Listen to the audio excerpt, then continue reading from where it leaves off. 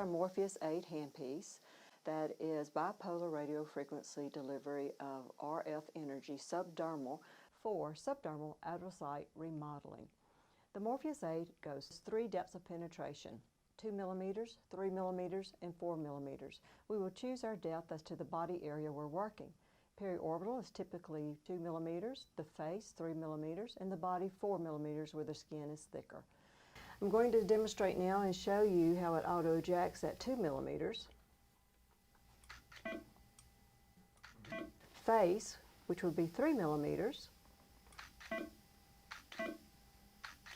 and body, for where the skin is thicker, 4 millimeters. We have had the numbing agent on for 35 to 40 minutes. We're going to take every trace of numbing cream and makeup off. We want the skin as clean as possible before the procedure. So after I take it off with this tongue blade, I'm going to use a mild cleanser, followed by prepping the skin with 70% isopropyl alcohol to get all traces of my numbing agent off that might have been left behind. Now that I have cleaned the skin thoroughly and removed all traces of the numbing agent, I chose my setting, face settings, which will be 3 millimeters in depth. You're going to at a 90-degree angle, place on the skin, 30 to 50% overlap, and begin.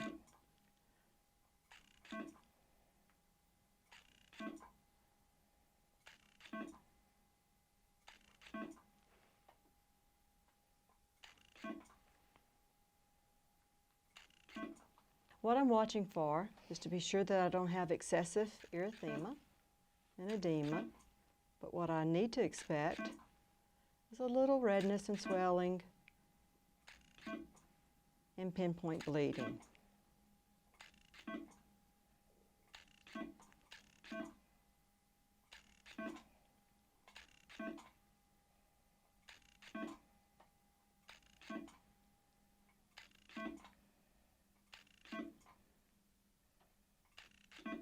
Okay.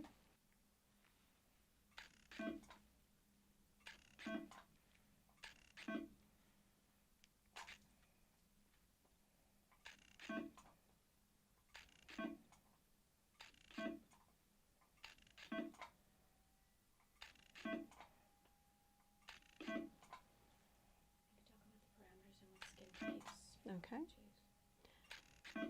Morpheus 8 can be used on all skin types. We can adjust our energy for darker skin types to reduce that risk of post-inflammatory hyperpigmentation.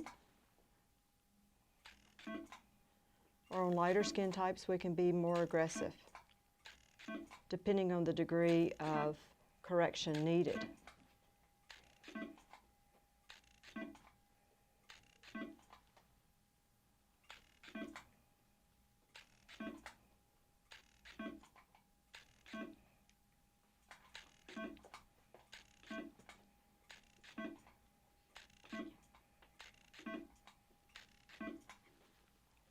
See, the skin is just from here, it's just slight erythema, and we begin to see a little edema.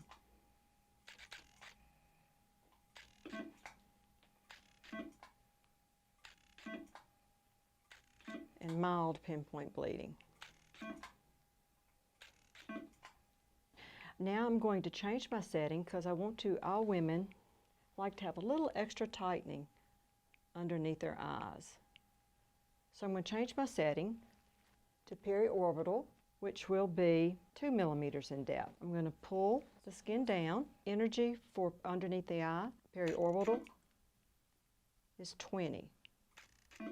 On the face, my typically starting point can be anywhere from 20 to 30 up to 40.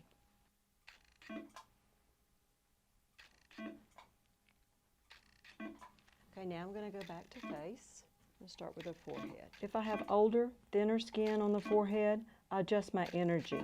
I lower my energy levels. Rose has very healthy, great skin. Just a small amount of laxity that she would like to address. When I'm working on the nose, I flatten as much as possible. and I place perpendicular to the skin, and then I might push up so that all my edges have contact with skin.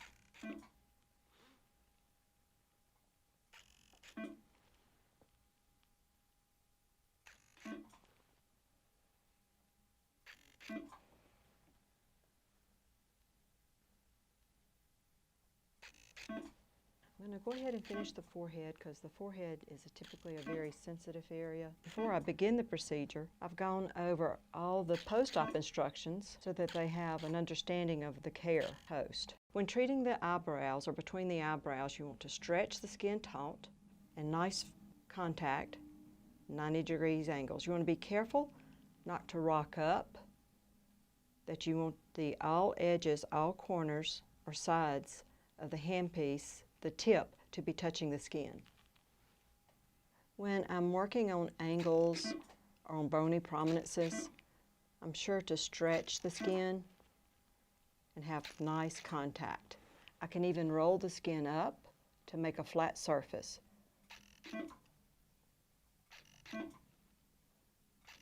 Just pull it up along the mandible. Okay. We're going to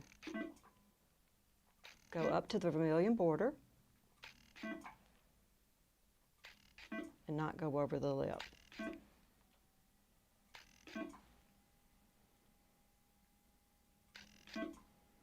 So I can stretch, place, and then press the skin.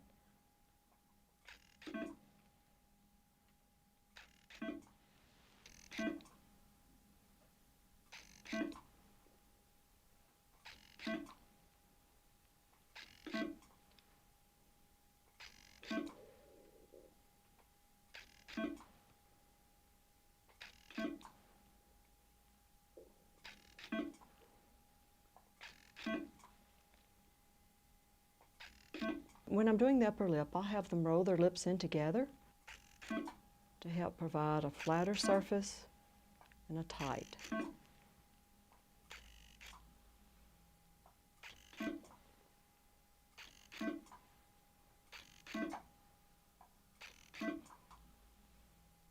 going to have the client turn her head to give me the best position to be 90 degrees.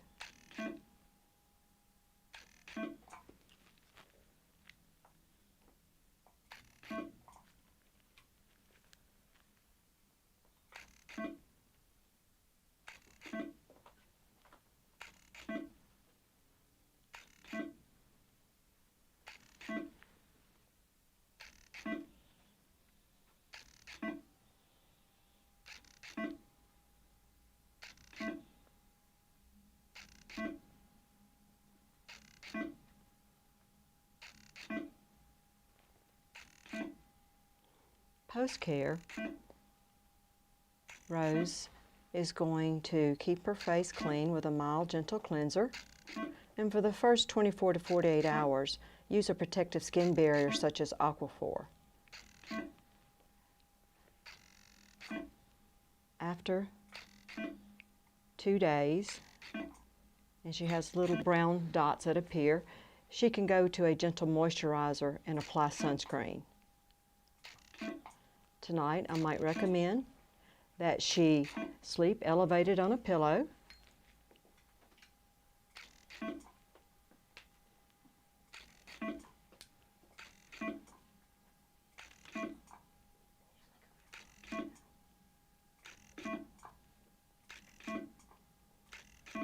Okay. Now I'm going to change to the eye settings, the periorbital setting, which will be 2 millimeters, and finish this eye. I'm going to pull the skin down tightly so that I'm working on top of the orbital rim.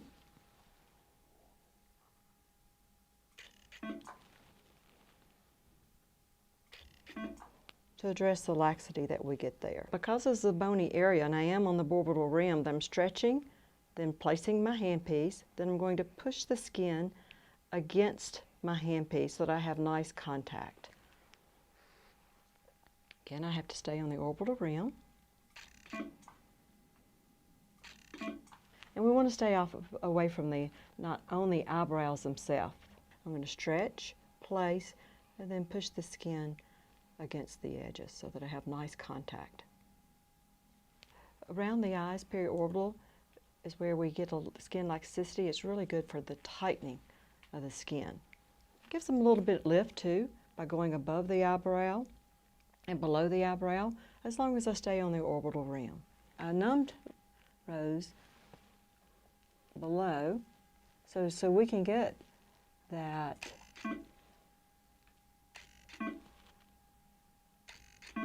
subdermal adipocyte remodeling. We want to get this area.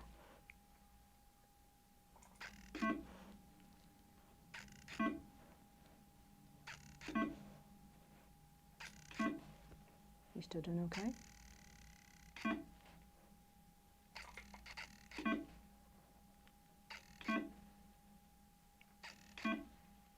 The tips or the pins are single, one-time use only.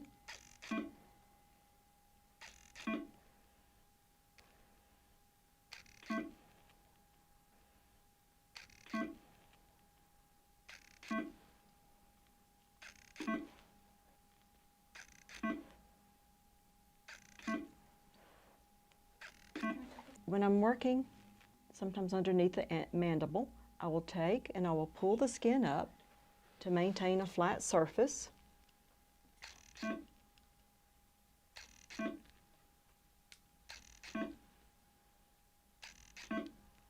I'm addressing the jowling issue that we have sometimes.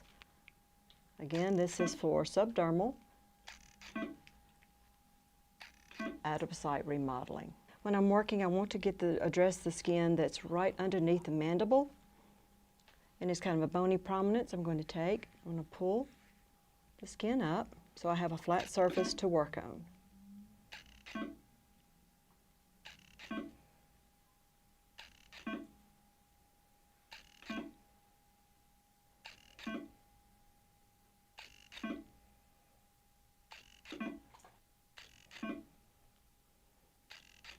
(30 to 50% overlap).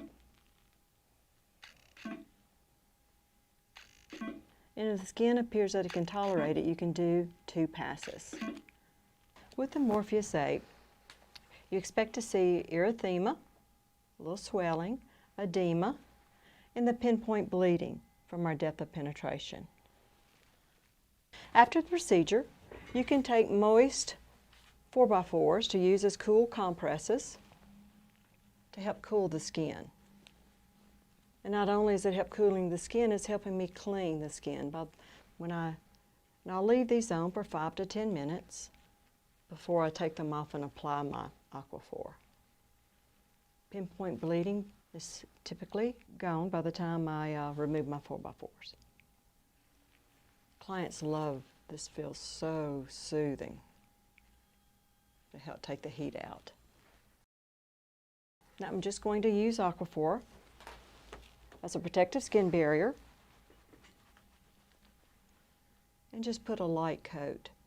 This also is soothing.